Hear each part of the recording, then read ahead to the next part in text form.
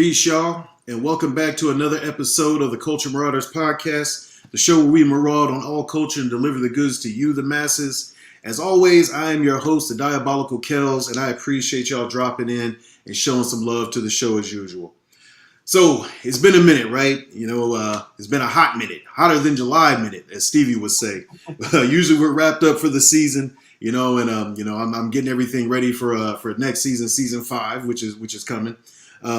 But life tends to have other plans sometimes, so you get a little busy, you're enjoying the summer a little bit too much like I've been doing.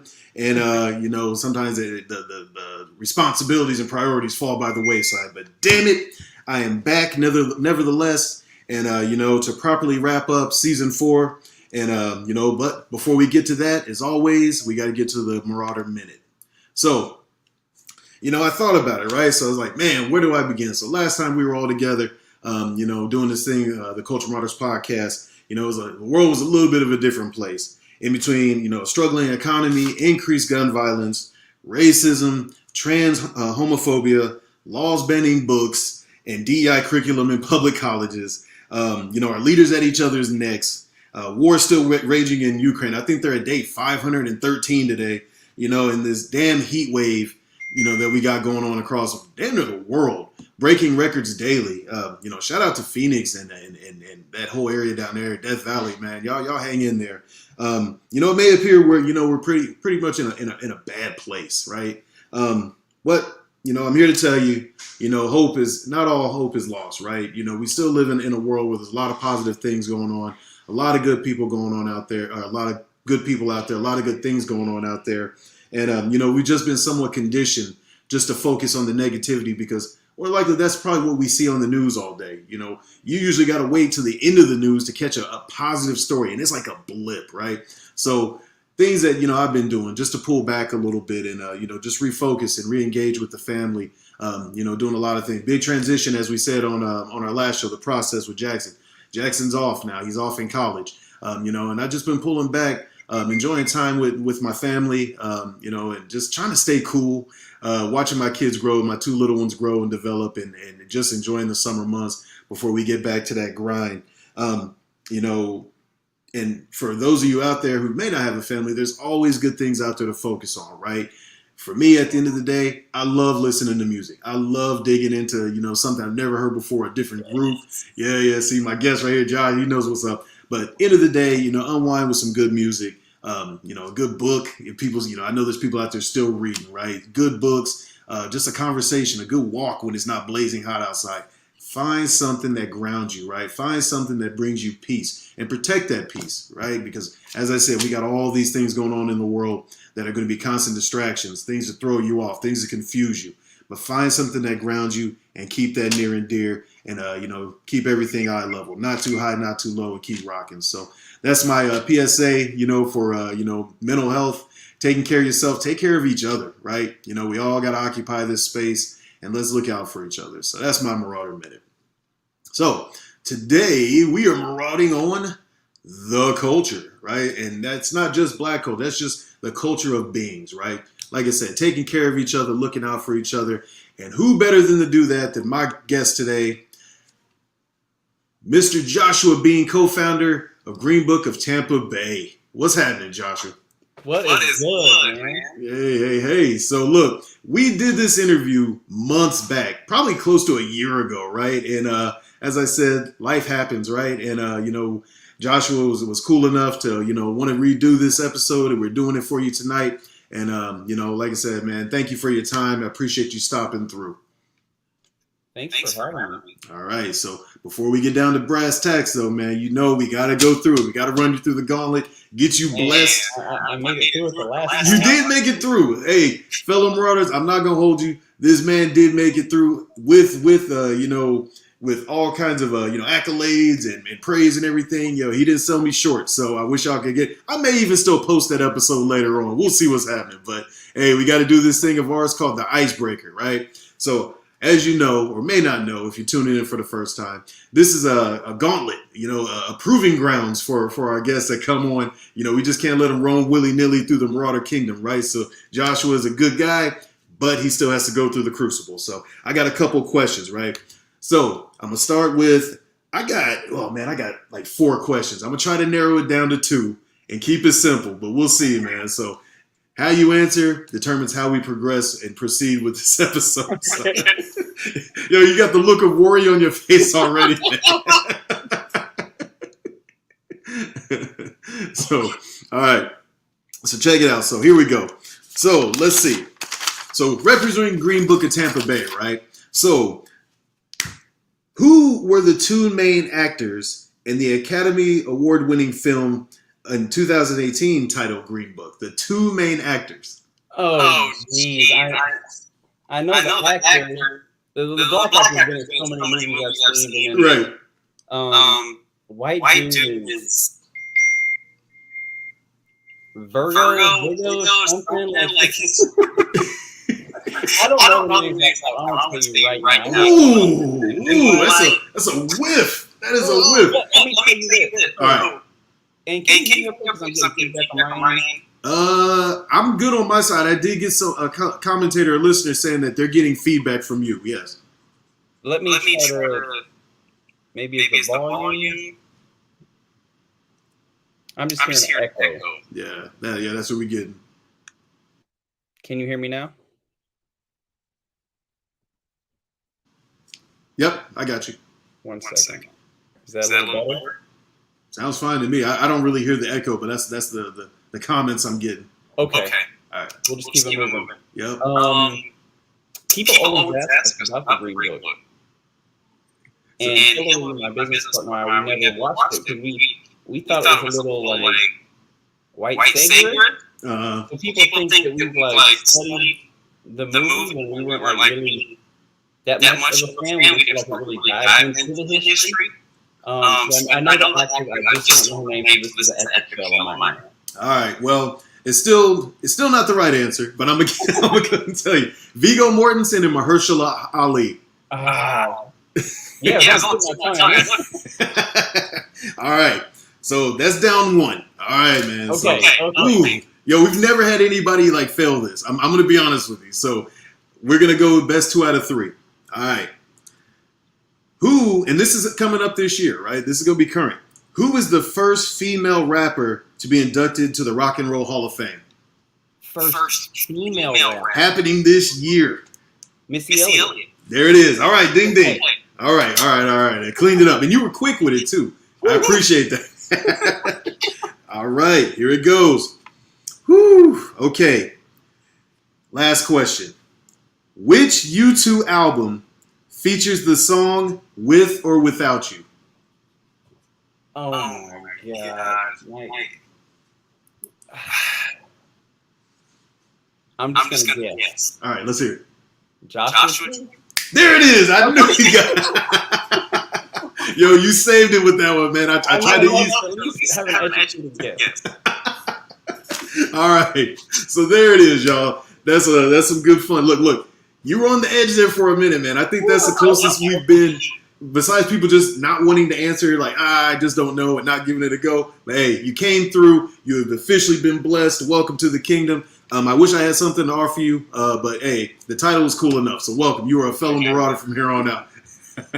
Appreciate it. So hey, y'all. So this one, man, I pulled from a couple of decks. I just Googled up some trivia and stuff. But also, I had a deck. It was called the Boombox, and it was based off of music history, music trivia. So that's where I pulled that from. So what's up, man? What's going on with you these days? A lot, right? Everything you mentioned, man. We're living in some pretty heavy time. Yeah.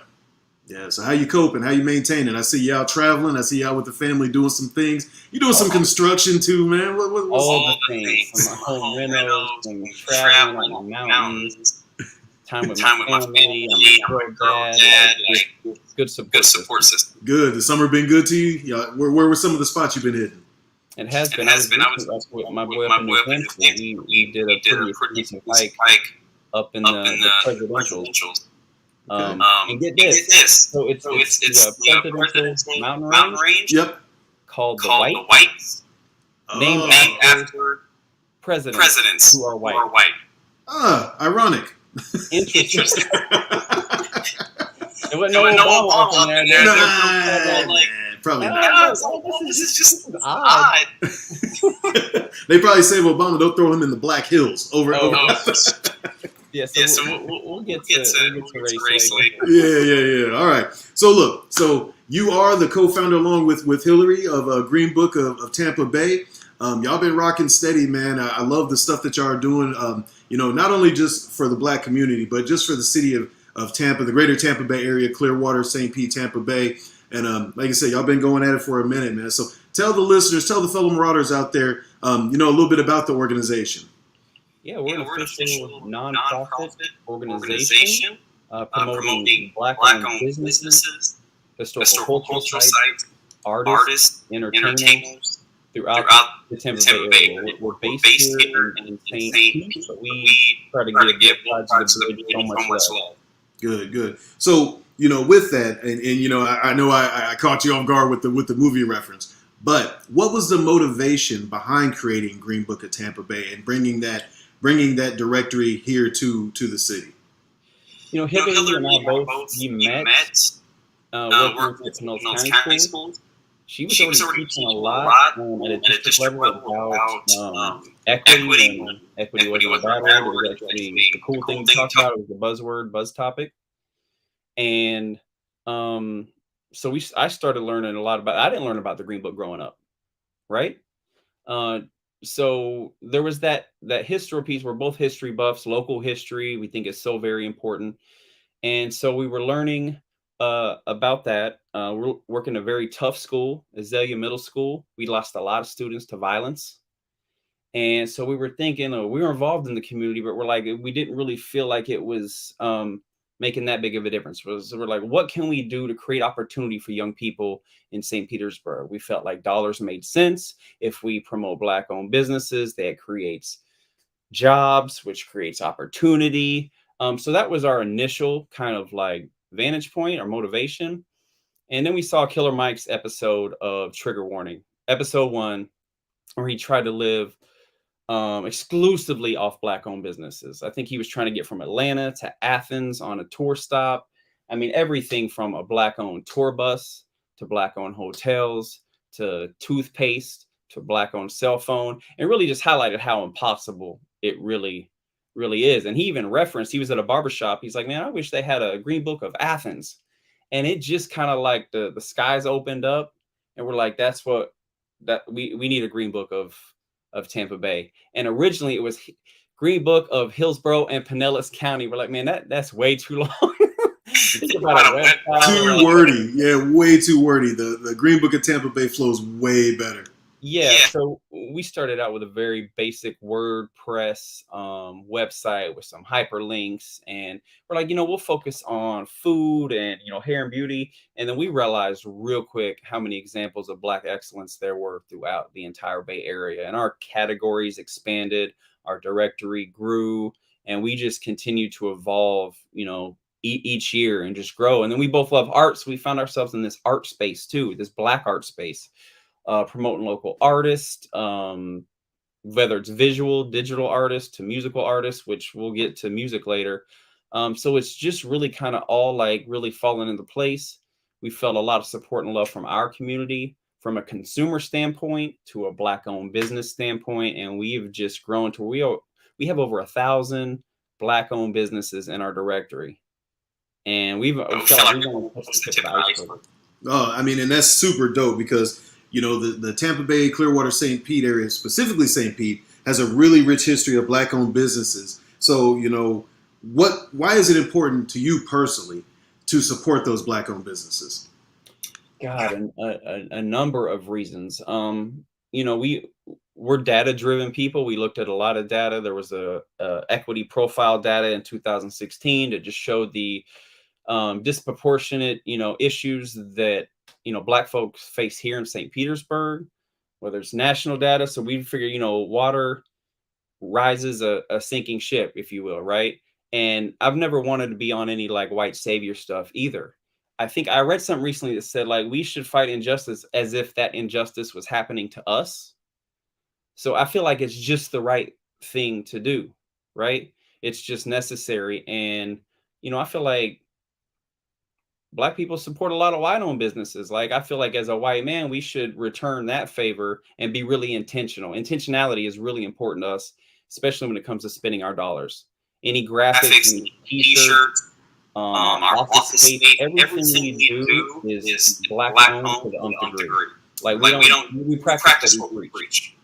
Very cool. And, you know, it even says so on your page, you know, putting green back into black, right? And that's a beautiful thing. And, you know, I've had this discussion with, you know, some friends and stuff like that. The Black-owned business is one of the businesses that you can't take into another neighborhood and be accepted. You can have a lot of white-owned businesses, a lot of Asian-owned businesses, a lot of Middle Eastern. They can come into Black neighborhoods traditionally, but you don't usually see that with Black-owned businesses going into their neighborhoods. Absolutely. You know, so I feel like that's where that intentionality, you know, comes in. Like, sometimes you have to put some effort into it, right?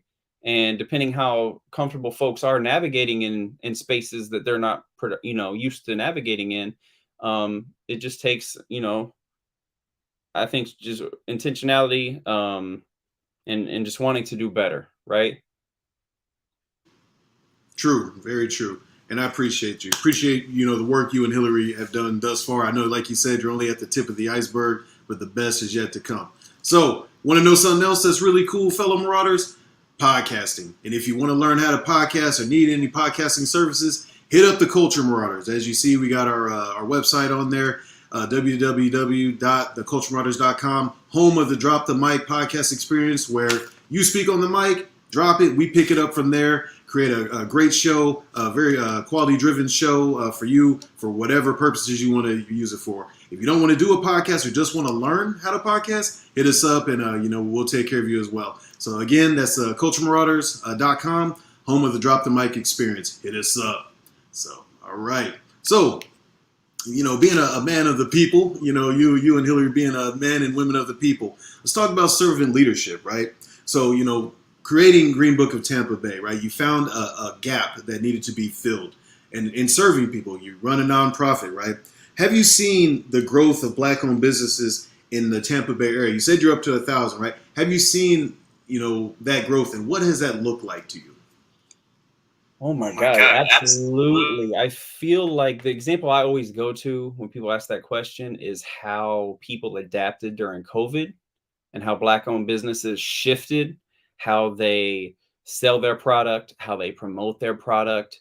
And don't get me wrong, like, it was a very detrimental time for a lot of folks, especially minority populations, who didn't get, once again, through the systemic, you know, BS, didn't get a lot of support, dollars, recognition, throughout that time. COVID really highlighted and exacerbated all that, right?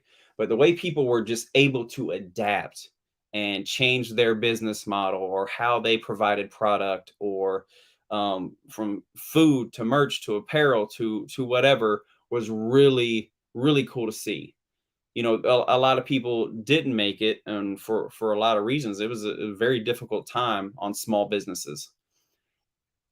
And in addition to that, I'd say most, not all of our businesses are sole proprietors, right? It's not like this team, or like, you know, 50 staff members to 100 and up. Like, it was 1-2 people, you know, just hustling, grinding. So all that pressure, all that burden really fell on them to really get creative and really switch it up to try to keep their head above water. And they not only did that, were able to thrive in the process. So it was really cool to see folks do that. Very cool. And, you know, we're listed on the Green Book as well. And, you know, just the idea, and I like how you mentioned the pandemic, because that changed a lot of things. We didn't even think of starting a business until the pandemic kicked off. I think it was of course, a horrific time if you're watching the news and just seeing people struggle. But for those that actually sat back and used that time, it was almost like a creative boom. Like, you know, people were just coming up with ideas. And I mean, if you look at, you know, the music industry, right? The DJ, the DJ who was doing Jazzy Jeff and all those, you know, the quarantine, rocking at home, and all those different things. You just saw so much creativity. All just kind of blowing up. Yeah, just blowing up. And now you're seeing how you know, they've taken these opportunities and just parlayed them, and you know, it's just expanded. And now a lot of these businesses that were, you know, just kind of on the upswing, you see them flourishing. And I believe that, you know, the work that you and Hillary are doing with Green Book, you know, that it's a great testament to, you know, shows towards that. So again, thank you for that, and promoting, and you know, a lot of the times, you know, having this directory and providing access to these businesses, you've tossed these businesses a lifeline during a really tough time in the economy. Thank you. You've got a lot of good feedback, and I want to talk about the directory because we're on mainly Facebook and Instagram. We promote businesses where we've actually spent our dollars. So we go into businesses, kind of post about it afterwards. But you know, we're not just that. We have an online directory that serves as like a Yelp for Black-owned businesses. People can go in and add their own business. On the back end, we make sure and vet it the best that we can to verify that it is Black-owned.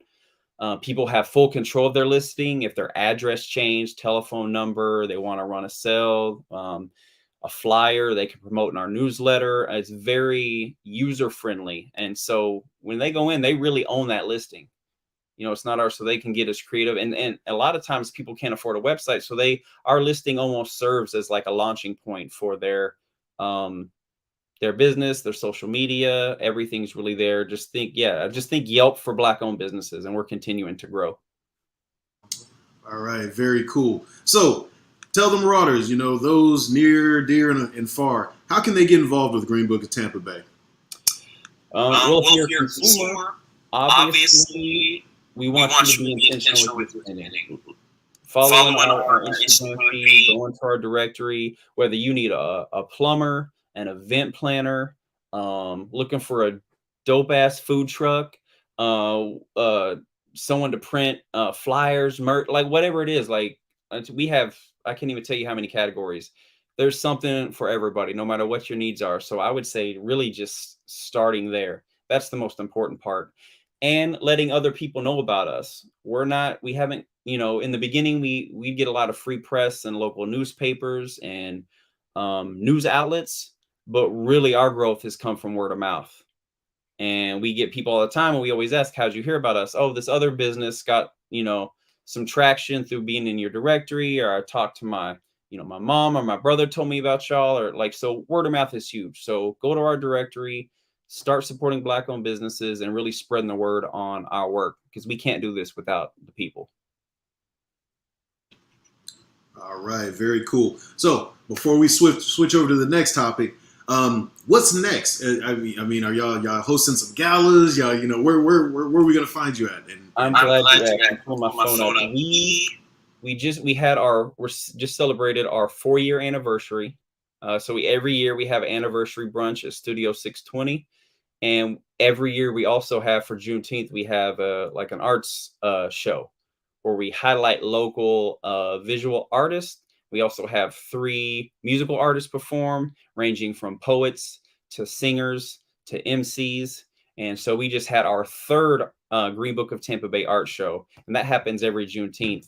So really stay tuned for that. And that art show is, oh my gosh, so dope. Because we're like I said, we're lovers of art, we're lovers of music, and we're really breaking the bank on trying to support these local artists, because we're eating it up. So I really encourage you to sign up for our newsletter. Stay tuned for those events, because it happens, and our anniversary is in March. Our art show is in June, and there are 2 events you just don't want to miss. And they represent artists from all over the Bay Area, not just St. Petersburg. And we have some very talented folks, as you could imagine, all throughout the greater Tampa Bay area. So stay tuned for that. We do have quarterly mixers. So to answer your question, we have a mixer coming up on August 31st and October 19th. Both are going to be in Tampa. So if you go to our Instagram page, go to our link tree, Eventbrite information's there, directory information's there. That's just really the ultimate launching point to see how you can keep in touch with us and also get more involved and support. All right, there it is, y'all. You got it from the man himself, Joshua Bean, co-founder of Green Book of Tampa Bay. So, all right, time to pivot. So let's get down and let's have a little fun, right? So y'all know hip hop is turning 50 this year. August 10th, Yeah, 2023 from 1973. Man, I'm getting old. I was born in 1979, so I'm getting up there myself. I'm 79 too. So, hey, you feeling it, right? So, yeah, so hip hop's birthday, right? There's been a lot of tributes, a lot of cool stuff that's been going on, in the media, on TV. You watch the BET Awards. It was really, really well done. They brought back a lot of dope acts, a lot of folks that I forgot about, a lot of MCs that, you kind of left out. But music has just been, promoting it. The media's just been promoting it this year. And it's a big, big event for something that just kind of seemed like it was going to be a fad and a trend. And here we are 50 years later, still thriving. It is the dominant genre of music that's everywhere. You hear it on marketing, commercials. Trump is stealing people's hip hop and stuff like that, trying to use it in his goofy stuff. And, so it's everywhere. It is a part of our culture of our country. And, and it's going strong. So while I got you on here, Joshua, I see you're rocking the cast gear, the AT Aliens 96. I got the 25th anniversary album framed on the wall, one of my favorites. So let's get into it. I got some questions for you, right? So I'm going to go the Brown Sugar route, right? If you've seen Brown Sugar, it's one of the dopest, not only just movies in general, love story, but it's a real dope movie centered on hip hop and the relationship with it. So I want to ask you, when did you fall in love with hip hop? Oh gosh, I've been thinking. When I was super young, I just loved pop music. Of course, Michael Jackson. I would think of the Beat It album at the time, and that transitioned into my love for like R&B, and then hip hop. To be honest, the first rapper I listened to in our neighborhood, someone moved from Cali and gave me a Too Short tape. So you can imagine folks were not happy. There was a Reagan line. Oh yeah. You was turning that down low, listening to it in the house. Right. But I really think about how lucky I was to grow up during the 90s. I mean, I consider it the second golden era, probably really the last. I mean, there was like the 80s era, which is, late 70s, all through the 80s, which is, golden.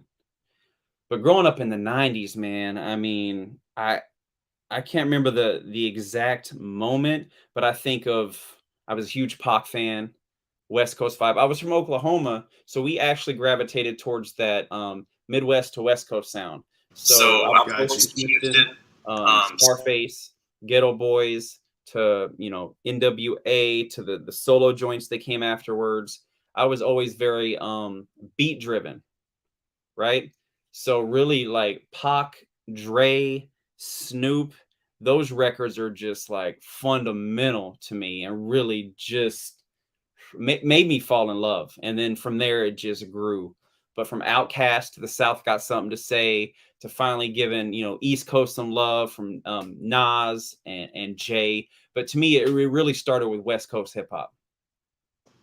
See, and I love West Coast hip hop. That has a particular place in my life and my upbringing. For me, it was a De La Soul, 3 Feet High and Rising. For me, that was the first real taste of hip hop, because other than that, it was Fresh Prince and Hammer. Yeah, exactly. Right. Let's Get It Started. That was probably one of the first tapes I ever owned, was the Let's Get It Started album, which was dope in its own right. Hammer coming out of Oakland.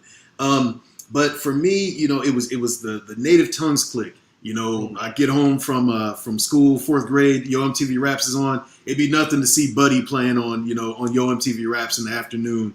And then as time went on, I moved to Texas, and then I moved to Okinawa. And when I was living in Japan from 93 to 96, just think of all the dope music that came out during that time. Pac coming out of jail, signing with Death Row, Wu-Tang dropping, Nas. I mean, like you said, growing up in the 90s, it's something. There's something to be said about it from a music standpoint, because I think that was the last era of original hip hop. Original hip hop coming out. Oh, go ahead. No, you're saying so much. The Wu-Tang album was crazy. In high school, it was like everyone loved it. The hip hop kids, the jocks, the skater crew, like it just appealed to so many different audiences. It was just, I'd never seen anything like it. Yeah, Yeah, Fugees. Oh man, when the score dropped. So many dope albums. All Eyes on Me. Yeah. I mean, I could sit here, man. We could probably bounce back and forth. Just albums dropping. Hey, AT-Aliens. Two songs that really stuck out to me. I don't know if it was like the moment, but it was. I remember hearing Players Ball for the first time and seeing the video and just how melodic and smooth their voices were.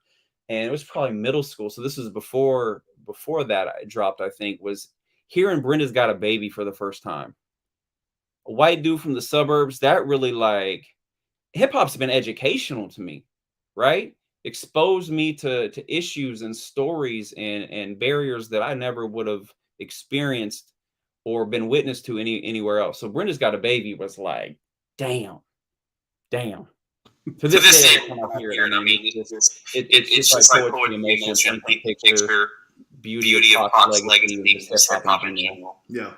And Pac was a complicated artist, man. And you watched the documentary? I didn't see the Dear Mama, and shame on me.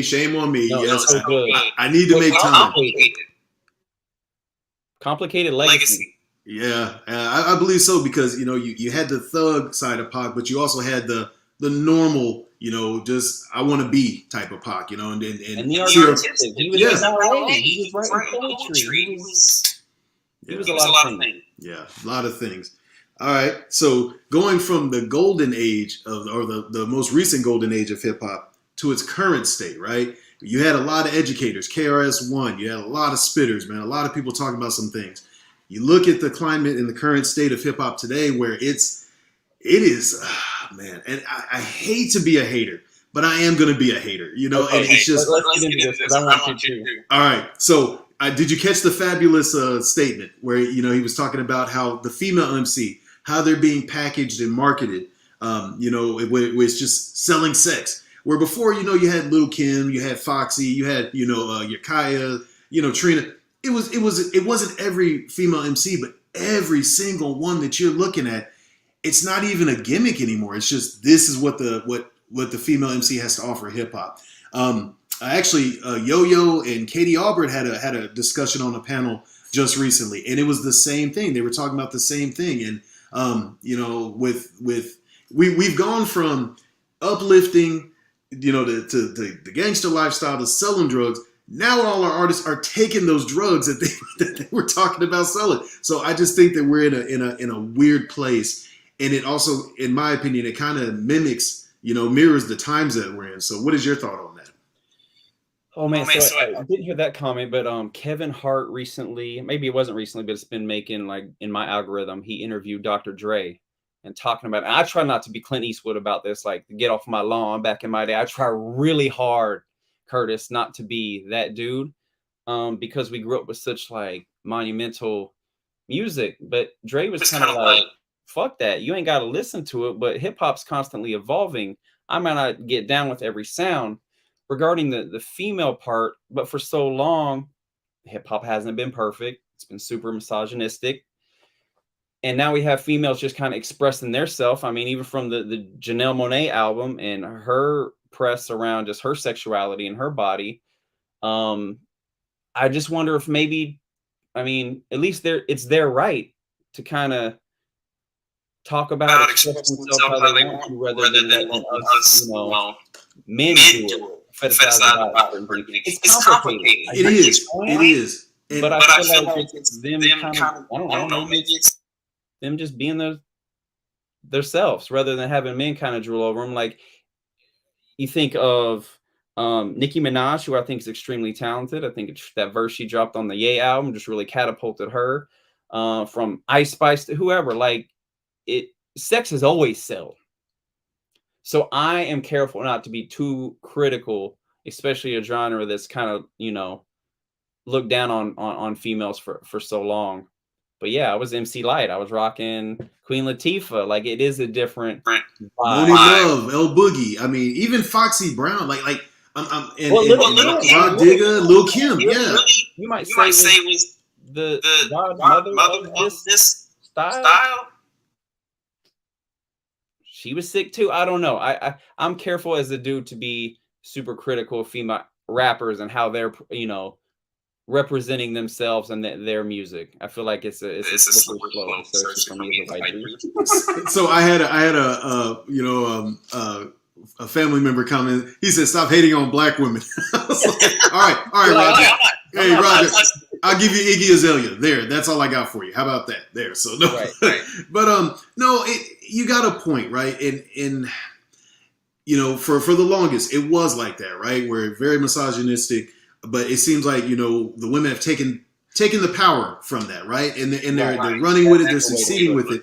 But I hate for that to be the standard now, because there are a lot of dope. If you were to clean up, take away all the stuff that you see with Ice Spice and all these others, and just spit some lyrics. One of my favorite female rappers is Little Sims, British rapper who is just like, I think got her stamp of approval even from Kendrick.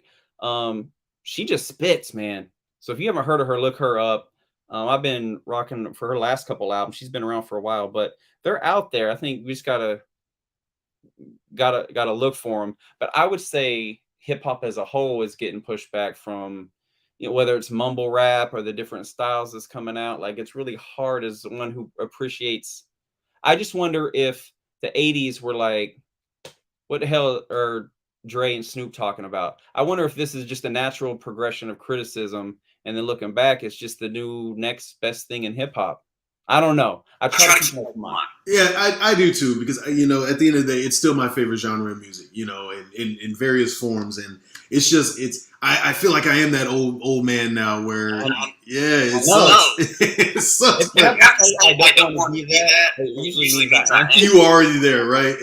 But we're the gatekeepers of the old school, man. We are officially the old school now, so I'm open-minded to it. I don't see this happening in any other genre. You're right. Well, you know what? I take that back. Country music was really harsh on this pop sounding country that was coming in. The traditional country, fan base. They weren't really feeling that at first. So it's growth, right? Growth and acceptance. And what I really did like about, the award show where they were honoring hip hop was that they had a good blend of current and old school rappers. So you were, getting exposed to a little bit of both if you were actually watching the program. So, it's all good at the end of the day. It's still keeping the genre alive. It's just, like you said, a different iteration of it. And, hopefully for me, like, I like the beats, right? The beats today are dope. I just need a little bit more lyrical content for me, for Kellz, right? I want to argue that at all.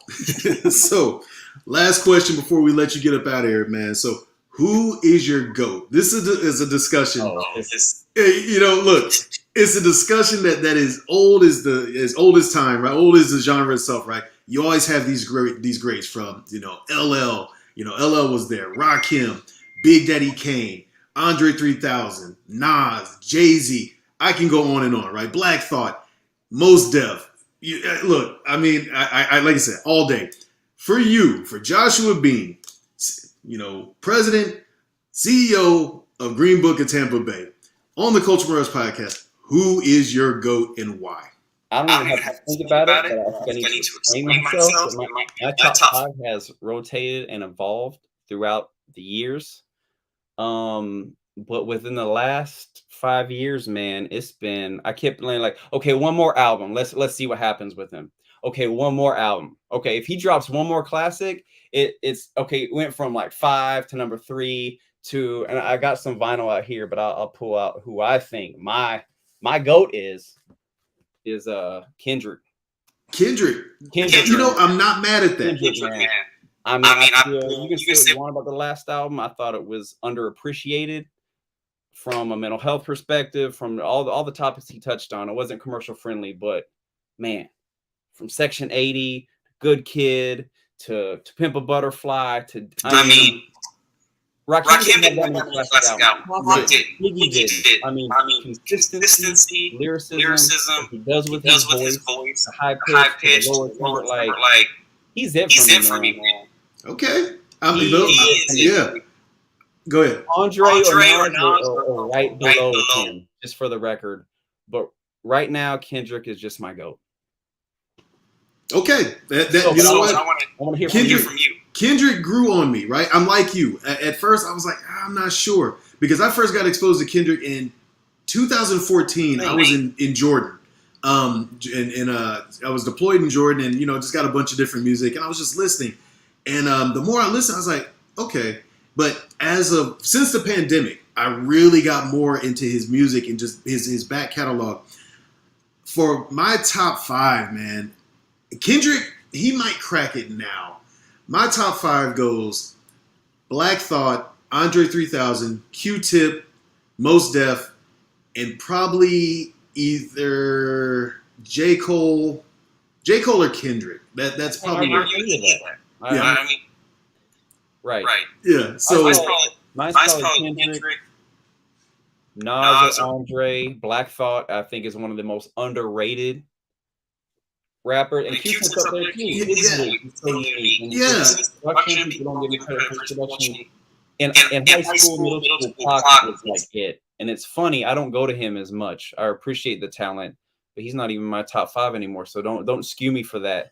We're gonna get crucified for not saying Jay-Z, Pac. Yeah. People are just gonna totally disregard this episode. You know what? So what? Fair. So all right. So Andre 3000 is supposed to be finally dropping a solo album. Do you think it's necessary, or do you think he can rest on his laurels and don't even do it? Because my fear is the new heads, like the new school, is gonna rip it apart. And I hate to see that happen with somebody who doesn't even need to put out an LP or EP, whatever he's planning on doing. He doesn't even need to do that because his appearances and his body of work already holds up. So I would hate to have that come out and just have it be trashed or not be what we expected from him. What do you think? For selfish reasons, I want it. But also, I didn't want to see Michael Jordan play for the Wizards. So there's that. That is great. That is a great comparison. I want to, but he's probably like his features from International Players Anthem to this Killer Mike to everything in between. I'm like, he can just put all that on. I think he still has it. I'm selfish. I'm biased. I want to hear it. My homeboy KD in Greensboro, he said the same thing. I said, he doesn't owe hip hop anything. He doesn't. Yeah, he doesn't. But my thing is, like you said, I don't want to see the Wizards Jordan when we've already had greatness, in front of him. I don't need that blemish. I don't want to hear him playing the flute or anything, even though he could probably make it sound dope. I don't need that. I just want, what a job this is with Devin the Dude, Drake. I guess it's the nostalgia, and you don't want to let go of that with something weird or off the mark. And I don't want to like almost. I wasn't feeling Idlewild either. Like that's the album like a lot of people forget about. But I think we are in this era. We want perfection. That's why like with Kendrick, I'm like, okay, if this next album, if Mr. Morale and the Big Steppers, and it met with mixed reviews, but I think I wanted to see that like 2 3-peats. 6 rings, type, and it's just not realistic. So I'm still giving Kendrick the nod, but Andre, man. Maybe we can come back and talk about it when it drops. Okay, let's make that happen. All right, cool. All right, so before we're going to wrap this up, drop a gem on him. What you got? I appreciate the opportunity. The love, like I said, word of mouth reigns supreme. So really pushing our nonprofit. Green Book TB is our handle on Facebook and Instagram. And we really encouraging folks, no matter your background, no matter what you look like, no matter your race, to put your green into black. Think about before you hire, whether you're doing some home renos or like you planning a party or wedding, or looking for a date night. Go to our directory, greenbooktb.org, and start being intentional with your spending today. That's my jam. That's all I got.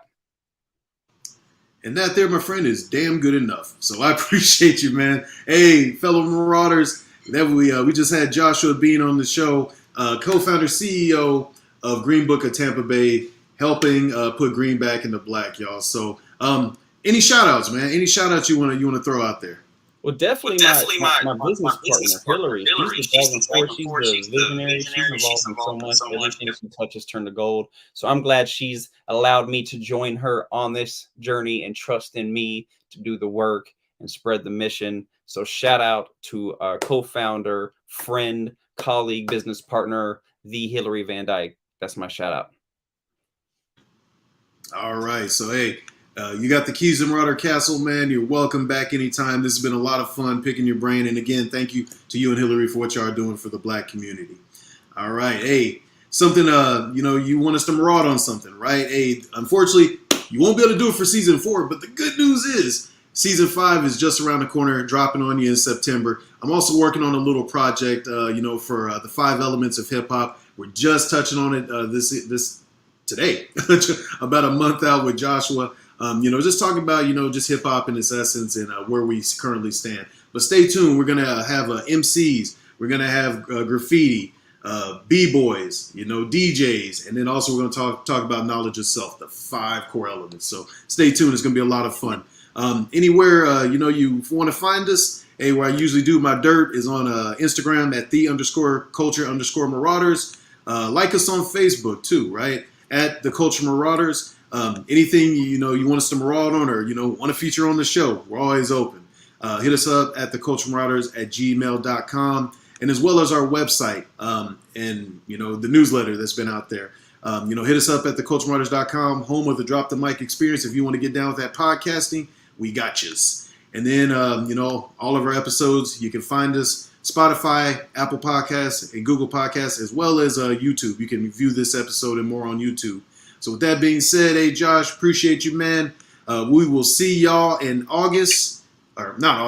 September. And as always, one culture, one blood, one love. Peace.